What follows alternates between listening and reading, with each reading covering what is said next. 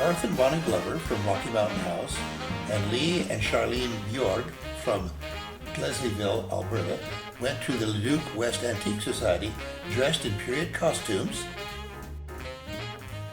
driving the Glovers' 1920 Overland touring car.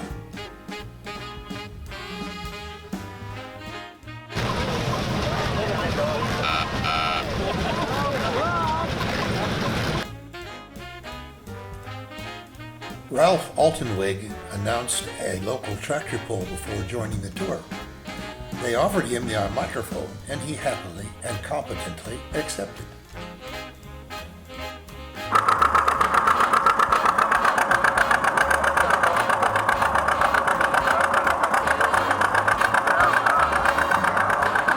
Okay, that's it for George there. 242.42.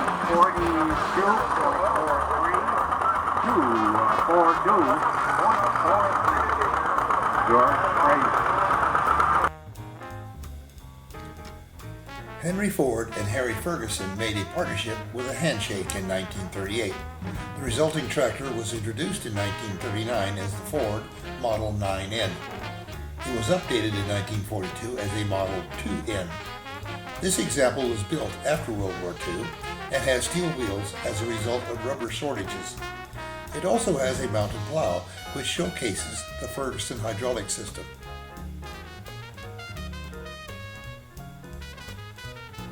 The tractor mounted on the truck bed was introduced in 1948 as the Model 8N. These inexpensive tractors were very popular because of their functionality and the Ferguson hydraulic system. These tractors were made until 1953, when the Jubilee model was introduced to celebrate 50 years of the Ford Motor Company. The tractor on the right is a Fordson tractor manufactured in England.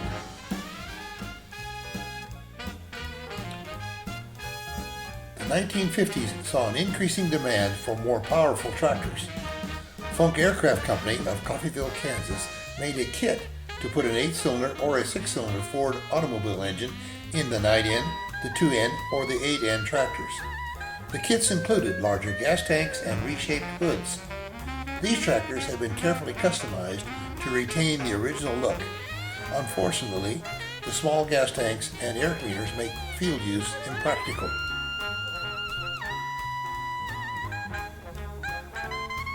This 8N tractor has been fitted with the 12-cylinder engine from a Lincoln.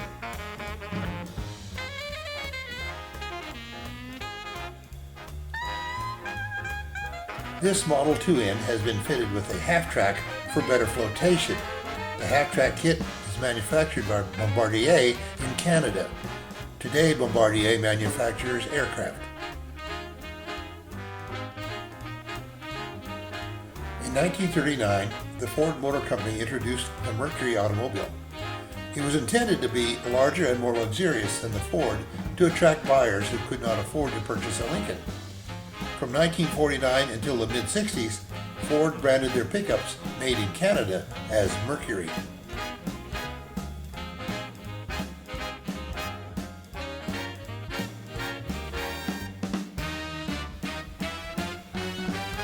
The yellow truck on the left is a 1951 Ford.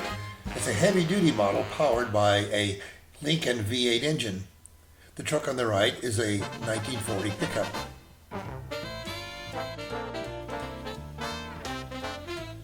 This display chronicles the history of Caterpillar, beginning with the Holt 75 from the mid-teens. The Holt and Best companies merged in 1925, creating Caterpillar. The Cat 60 was built before the color was changed from gray to have a yellow in 1931. The Cletrac crawler tractors were manufactured by the Cleveland Tractor Company. The Cletrac 100 was manufactured from 1927 to 1930. The Cletrac 80 was manufactured from 1930 to 1937. The Oliver Tractor Company purchased the Cletrac Company in 1944. The Monarch Crawler Tractor Company was purchased by Alice Chalmers in 1928. The first Monarch tractors were branded as Never Slip in 1916.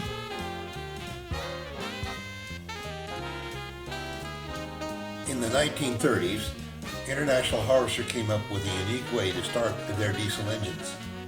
On the left picture you can see the carburetor and the ignition used to start the engine on gasoline. In the right picture you see the diesel injector pump. The operator pulls a lever which lowers the compression, turns off the injector pump, opens up the airway for the air-gasoline mixture, and activates the ignition. The engine is started on gasoline and then the lever is pushed forward to switch to normal diesel operation.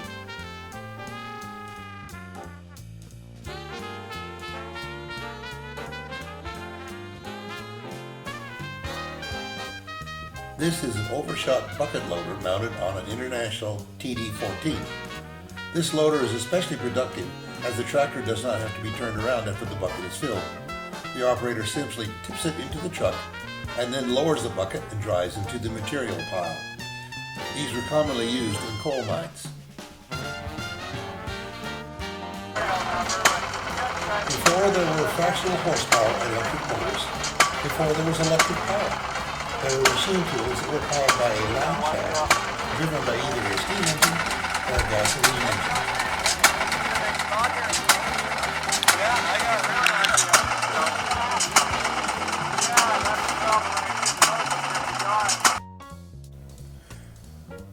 One of the permanent displays at the Leduc West Society grounds is a Rolls-Royce garage.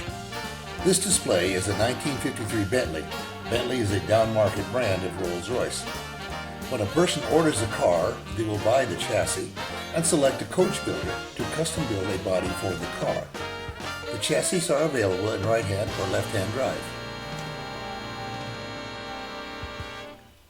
The 1953 Rolls-Royce Silver Wraith has quite an active history. It was returned from India where it was first purchased, then used as a taxi, then used as a limousine in Vancouver. It was traded for some diamonds, then traded again for some land. It was used as collateral for a loan until the bank went broke. It was sold at auction. The car was damaged in a hailstorm when traveling to an antique car meet in Saskatchewan. And yet there it is, beautifully restored. On the right is a 1920 Rolls-Royce that originally had a saloon body, but has been converted into a boat-tailed speedster body by Robinson. The surviving founding partner of Rolls-Royce Motors, Henry Royce, passed away in 1933. Soon after his death, the color on the letters on the emblem went from red to black. The legend is that was done as a sign of mourning. The fact is, the color change was requested by the custom coach builders. They argued that a neutral color like black was much easier to complement on the automobile bodies. The radiator ornament is known as the Spirit of Ecstasy. The 1936 Rolls-Royce Phantom 3 on the left is one of 5 Phantom 3s sold new in Canada. This has a touring limousine body by Hooper. It's powered by a 7.3-liter 12-cylinder engine with 2 spark plugs per cylinder. On the right is a 1930 Rolls-Royce Phantom 2. Manufactured in Springfield, Massachusetts, the Landaulet body by Hooper is powered by a 7.6-liter 6-cylinder engine. This beautiful 1954 Rolls-Royce Silver Wraith is powered by a 4.5-liter 6-cylinder engine. It has a 4-door saloon body by H.J. Mulliner.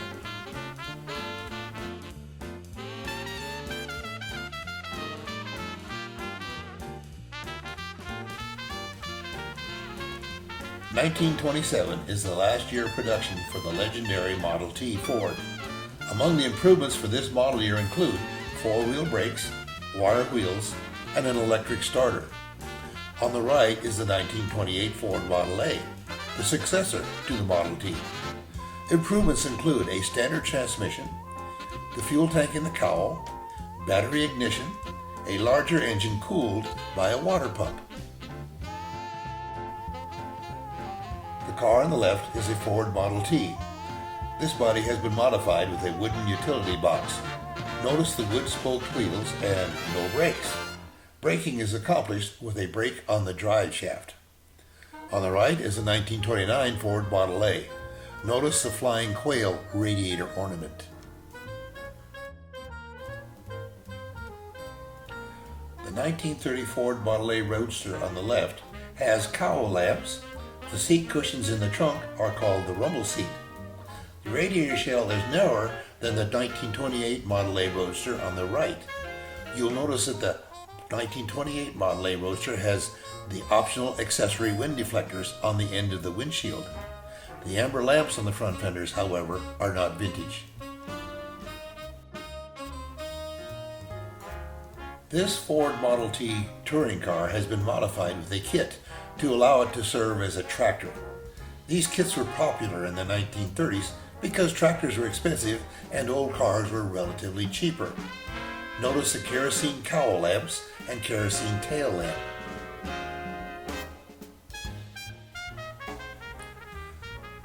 On the left is a rare Minneapolis Moline crawler from the 1950s. On the right, there is a Fordson tractor from the 1930s where the timer has been replaced with a conventional magneto ignition.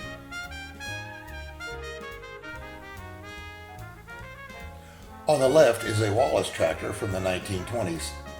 The Wallace tractors pioneered the use of a cast frame to hold the engine and transmission in alignment.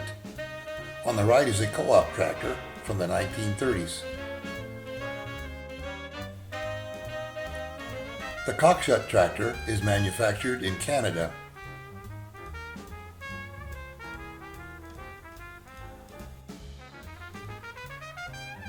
The Deutz is an air-cooled diesel tractor made in Germany. Maintenance instructions are printed in English. Notice the passenger seat mounted on the left fender and the mirror mounted on the right. The Lance Bulldog is a single-cylinder diesel manufactured in Germany. Two Massey Harris tractors from the late 1940s and early 1950s. Massey Harris tractors were manufactured in Canada.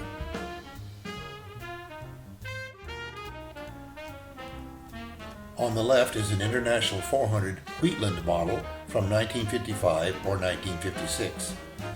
The McCormick Farmall on the right is a row crop tractor from 1954.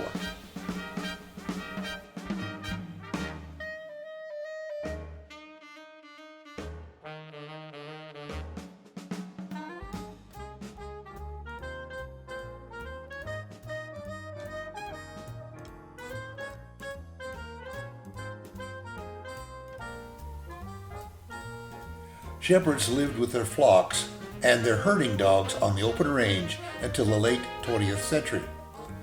Many shepherds were Basque immigrants from Spain. They would live in these wagons for weeks in the summer. The wagons were usually moved by horse or mule.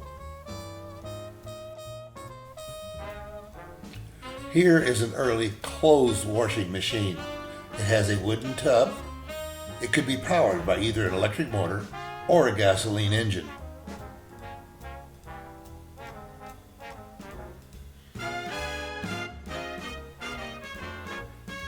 These two trucks are rigged for moving buildings. The yellow truck on the right is powered by a 3408 8-cylinder Caterpillar diesel engine.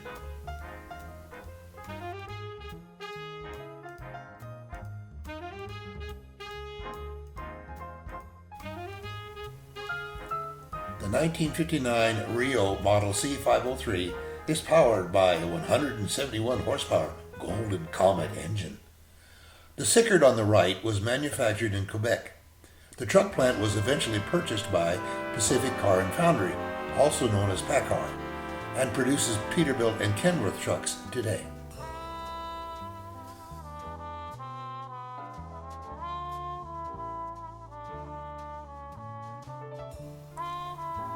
The Hayes Truck Group manufactured heavy-duty off-road and over-the-road trucks in Vancouver, British Columbia until the late 1960s.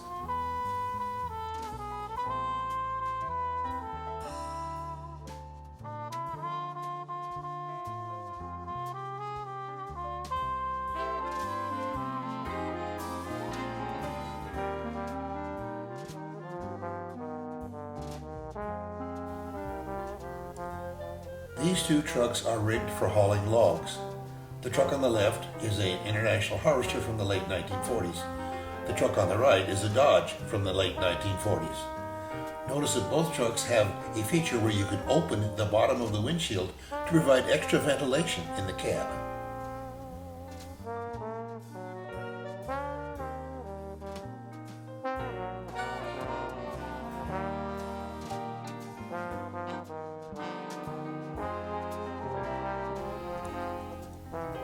These two threshing machines are belted up, ready to go to work.